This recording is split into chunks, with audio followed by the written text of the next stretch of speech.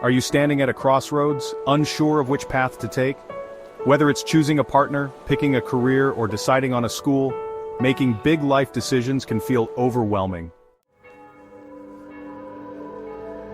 You might wonder, what does God want for me? It's a profound question that seeks clarity in the divine plan.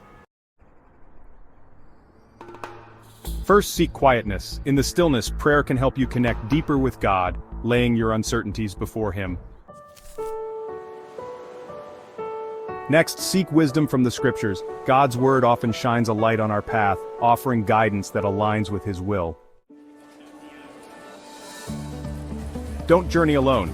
Discuss your choices with wise counselors, friends, family, or spiritual leaders who walk in faith and love. And remember, patience is key. Sometimes the answer isn't immediate but comes with time and reflection. As you seek His guidance, trust that God is with you in every decision, guiding you to a path of fulfillment and purpose. For it's through decisions made in faith that our life maps are drawn. May your decisions be guided by faith and illuminated by His divine light. Trust in the journey, for you are never alone. For more inspiration, subscribe to our channel.